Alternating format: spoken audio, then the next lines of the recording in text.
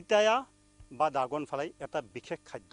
যি খাদ্যক লৈ এতিয়া সমগ্ৰ বিশ্বত ব্যাপক চৰ্চা চলিছে আৰু এই চৰ্চাৰ মাজেৰে বিশেষ গুৰুত্ব লাভ কৰিছে পিতায়া বা ড্ৰাগন ফ্লাই বিধে একবিধ গছৰ যি ফল আৰু এই ফল যেহেতু যথেষ্ট ঔষধি তাকে লৈ পেলাই এতিয়া সাধাৰণ জনতাৰ মাজত যথেষ্ট জনপ্ৰিয়তা লাভ কৰিছে এই খাদ্যবিধে আৰু এই খাদ্যবিধে জনপ্ৰিয়তা লাভ কৰাৰ লগে লগে দেখিবলৈ পাইছে যে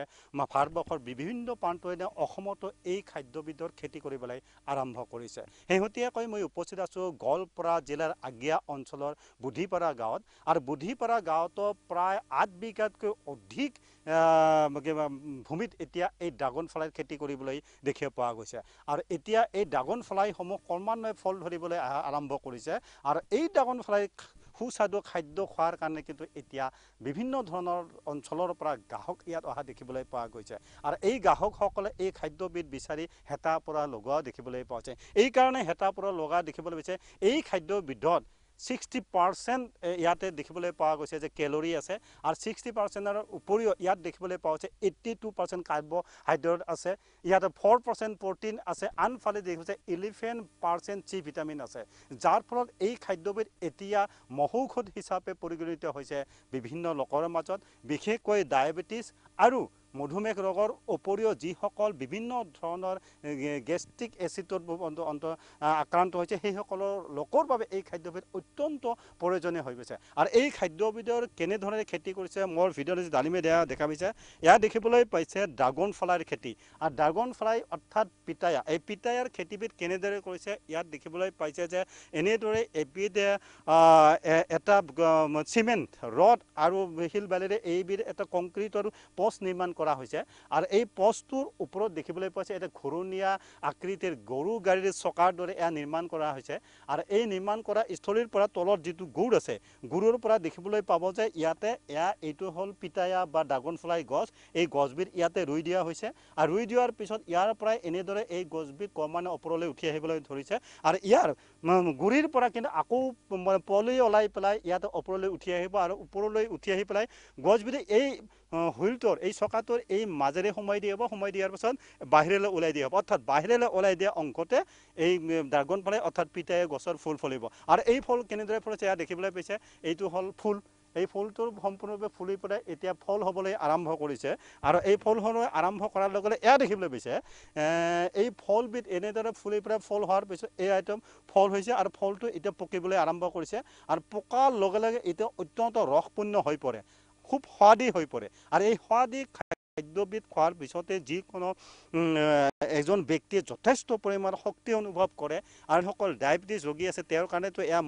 মহৌষধ হিচাপে পৰিগণিত হৈছে। আনফালেদি যিহেতু গেষ্ট্ৰিকৰ বিভিন্ন ধৰণৰ এচিডৰ ক্ৰিয়াত ভুগি থকা লোকসকলেও কিন্তু এই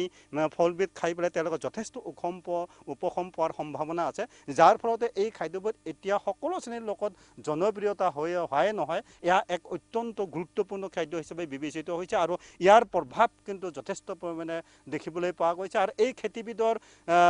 প্ৰয়োজনীয়তাৰ সন্দৰ্ভত দেখিবলৈ পাইছে যথেষ্ট সংখ্যক ইয়াত লোক আহিছে আৰু এইসকল কোনে কেনেকৈ খেতি কৰিছে, কিয় এই খেতিৰ প্ৰতি আগ্ৰহী হৈছে, আমাৰ মাজত এগৰাকী লোক আছে যে আপোনালোকৰ এই খেতিবিধ কৰাৰ কাৰণে পোনে প্ৰথমে আপোনালোকৰ অৰিহণা যোগালে আৰু খেতিবিধৰ যে সাধাৰণ জনতাৰ মাজত যথেষ্ট প্ৰয়োজনীয়তা আছে কেনেকৈ অনুভৱ কৰিলে? আচ্ছা, এইটো আমি আগতে ৰবাৰ কৰিছিলোঁ, ৰবাৰ কৰাৰ পিছত যিটো ৰবাৰত প্ৰফিট নাই বৰ্তমান সেইকাৰণে আমি অলপ বেলেগ চিন্তা কৰিলোঁ। তাৰপিছত দাদা আছে আমাৰ, দাদাই মানে এইটো চিন্তা কৰিলে কি কৰি লাভ হ'ব, সেইটো কাৰণে এইটো কৰিলোঁ তাৰমানে। আচ্ছা, আপোনাৰ ৰবাৰত লছ হৈছে নেকি? আপোনাৰ ৰবাৰ লছ আছে বৰ্তমান, ৰেট নাই। ৰবাৰৰ ৰেট কিমান আছে বৰ্তমানতো আমাৰ ইয়াতে 110 টকা। আৰু এই ড্ৰাগন ফ্লাই যিটো আপোনাৰ খেতি কৰিছে এইটোৰ ফলাফল কেনেকুৱা পাইছে? ফলাফলটো এতিয়া ফাৰ্ষ্টটো এতিয়া অলপ ভালে পাই আছোঁ। আৰু একবিধ খেতি কৰিবলৈ হ'লে কিমান এডাল গছ লগাবলৈ হ'লে যিখিনি সাৰ জানো কিমান টকামান খৰচ হ'ব পাৰে? এইটোতো ঠিক সেনেকৈ হিচাপ দিয়া নাযাব, আনুমানিক ঠিক সেনেকৈ বহুত আছে খৰচ। 1000মান টকা হ'ব পাৰে নেকি খৰচ আপোনাৰ? এটা পাছত নহ'ব 500মান টকা নহয়, 1000ত নহ'ব। ইয়াতে ৰড আছে, চিমেণ্ট আছে, বালি আছে, দুটা লেবাৰ আছে, খৰচ আছে। মুঠতে 2000মান টকাৰ ভিতৰত এটা গছ ৰুব পৰা হ'ব। 2000 মান লাগিব, 2000 মান হৈ যাব। আৰু আপোনালোকে ইয়াত কিমান গছ লগাইছে?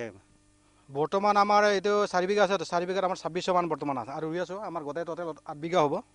8 বিঘাটো লগাই আছোঁ তাৰমানে। ঠিক আছে। আৰু এগৰাকী লগ আছে যে আপোনালোকে এই ড্ৰাগন ফ্লাই যিটো ফল ফলিছে এতিয়া মানে ফল ফলা দেখিবলৈ পাইছে আপোনালোকে হয়তো বিক্ৰীও কৰিছে 2 কেজিমান কিন্তু কিমান দৰত বিক্ৰী কৰিছে আৰু কেনেকুৱা পাইছে আমি বৰ্তমানলৈকে 400 কৰি বিক্ৰী কৰি আছোঁ তাৰপিছত আৰু আহি আছে বহুতে 400 কৰিয়ে ইয়াৰ পৰা দি আছোঁ পাইকাৰীও আমি 400 কৰি দি আছোঁ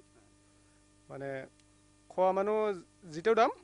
সেই মানুহ লোৱা মানুহ বেলেগ পাইকাৰীও একে দাম আৰু নিশ্চয় কয় যে এওঁলোকে কিন্তু এতিয়া 400 দৰত এই ফলবিধ বিক্ৰী কৰি আছে আৰু মই এই মুহূৰ্তত মই অনুৰোধ জনাম যে এই ফলবিধে দেখা গৈছে ড্ৰাগন ফ্লাই হয় ইয়াতে কাটি দেখুৱাব এই ফলবিধ কেনেকুৱা ভিতৰখন কেনেকুৱা খালে কেনেকুৱা লাগে হয়তো যিকোনো লোকেই দেখিবলৈ পাব এয়া দেখিবলৈ পাইছে ড্ৰাগনটো এইটো ফলাইটো ফলটো কাটি দিয়া হৈছে সুন্দৰ এয়া দেখিবলৈ পোৱা গৈছে আৰু এই ফলটো ভিতৰত দেখিবলৈ পোৱা গৈছে তিলৰ দৰে কলা কলা আছে আৰু গোটেই ফলটো এটা ৰসাল পুনৰ ৰস হোৱাৰ নিচিনা দেখিবলৈ পোৱা গৈছে হয়তো খালে কেনেকুৱা লাগে এয়া এক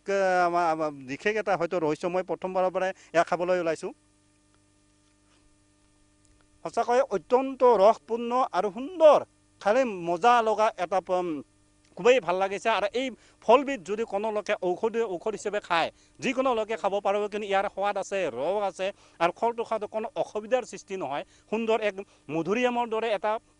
সোৱাদ আছে আৰু এই সোৱাদি এই খাদ্যটো যদি খালে বহু ৰোগৰ পৰা উপশম পোৱা যায় স্বাভাৱিকতে বহু লোকে এয়া সেইকাৰণে হয়তো আগবাঢ়ি আহিছে খাবলৈ আৰু এই খেতিবিধৰ এতিয়া বিভিন্ন লোকে খেতি কৰিবলৈ আৰম্ভ কৰিছে অৱশ্যে এই খেতিবিধ কৰাতে যথেষ্ট ধনৰ প্ৰয়োজন হয় যদিও কিন্তু কঁকালত টঙালি বান্ধি পেলাই এইসকল লোকে কিন্তু খেতি কৰিবলৈ আছে আৰু খেতিত যেতিয়া এতিয়া কিন্তু ফলাফল লাভ কৰিবলৈ হৈছে সমগ্ৰ পৰিৱেশৰ দৃশ্য এয়া দেখিবলৈ পাইছে চৌদিশে কেৱল ড্ৰাগন ফ্লাই আৰু ড্ৰাগন ফ্লাইৰ গছ যি গছবিধে এতিয়া সমগ্ৰ বিশ্বতে আমেৰিকা অষ্ট্ৰেলিয়া সাউথ আফ্ৰিকা ভাৰতবৰ্ষৰ নিচিনা দেশতে এই খেতি আৰম্ভ কৰিছে বিশেষকৈ ট্ৰপিকেল এৰিয়াত যিহেতু এই খাদ্যবিধৰ খেতি সুন্দৰভাৱে হয় সেয়ে অসমৰ পৰিৱেশ যথেষ্ট সুন্দৰ আৰু অসমৰ পৰিৱেশৰ মাজত এই খেতিবিধ কিন্তু অত্যন্ত ভাল হোৱাৰ এটা সম্ভাৱনা আছে এয়া দেখিবলৈ পাইছে খেতিবিধ কৰাৰ লগে লগে দেখিবলৈ পাইছে খুব কম সময়ৰ ভিতৰতে এনেদৰে খেতিবিধ লহপহকৈ বাঢ়ি অহা দেখা পাইছে যে আপোনালোকে এই খেতিবিধ কেতিয়াৰ পৰা আৰম্ভ কৰিছিলে আৰু কেতিয়াৰ পৰা এই ফলিবলৈ আৰম্ভ কৰিছে 1 বছৰ 3 মাহমান হ'ল যোৱা বছৰ কৰিছোঁ মানে 1 বছৰৰ মূৰত আপোনালোকে ফলাফল লাভ কৰিছে কৰিছোঁ এতিয়ালৈ আপোনালোকে কিমান পৰিমাণৰ এনে বিক্ৰী কৰে ফল আমাৰ আগৰবাৰ দিলোঁ 50 কিলোমান এইবাৰ দিলোঁ 25 কিলোমান দিলোঁ তেতিয়াহ'লে আপোনালোকে মোটামুটি যথেষ্ট এতিয়া এনেধৰণে যদি বিক্ৰী কৰিব পৰা হয় আৰু এটা সময়ত যদি যথেষ্ট মানে বিক্ৰী আপোনাৰ লাভালাভ হ'বনে নিশ্চয় লাভ হ'ব ৰবৰতকৈ বেছি লাভ ৰবৰতকৈ লাভ হ'ব নিশ্চয়কৈ যিসকল নিবনুৱা লোক আছে তেওঁলোকৰ কাৰণে এটা অত্যন্ত গুৰুত্বপূৰ্ণ দিশ বুলি ক'ব লাগিব কিয়নো যিসকলে ৰবৰৰ খেতি কৰি স্বাৱলম্বী হোৱাৰ প্ৰয়াস কৰিছে ইতিমধ্যে ৰবৰৰ খেতিয়ে মাধমাৰ সদাইছে এইসকল খেতিয়কৰ ওপৰত কিয়নো ৰবৰৰ দৰ যি ধৰণে পাব লাগিছিল সেই ধৰণৰ নাই কিন্তু অসমত উদ্যোগ গঢ়ি নুঠাৰ কাৰণে সাধাৰণতে ৰবৰৰ দৰটো নিম্নগামী হোৱাৰ কাৰণে এতিয়া যিসকল ৰবৰ খেতি এতিয়া লোকচান ভৰিবলৈ হৈছে ইয়াৰ বিপৰীতে কিন্তু এতিয়া ড্ৰাগন ফ্লাই অৰ্থাৎ পিতিয়া নামৰ ফ্ৰুইটছ বিধে এতিয়া মানে সুন্দৰভাৱে খেলে এই খেতিবিধে এটা আশাৰ ৰেঙনি কৰি আনিছে আৰু এই ড্ৰাগন ফ্ৰুইটছৰ খেতি কিন্তু এতিয়া সকলো শ্ৰেণীৰ লোকে কৰিব পাৰে নিবনুৱাসকলে কৰিব পাৰে যিসকল ৰবৰ খেতি কৰিছে তেওঁলোকৰ কাৰণে আশাৰ ৰেঙনি কৰি আছে তেওঁলোকে অন্য খেতিৰ পৰিৱৰ্তে এতিয়া তেওঁলোকে ড্ৰাগন ফ্ৰুইটছ খেতি কৰক পিতাইৰ খেতি কৰক যাৰ দ্বাৰা নিজেও স্বাৱলম্বী হ'ব পৰিয়ালটোকো স্বাৱলম্বী কৰিব আৰু গোটেই দেশখনকো অৰ্থনৈতিকভাৱে সবল স্থিতিত গঢ়ি তোলাত সহায় কৰিব পাৰিব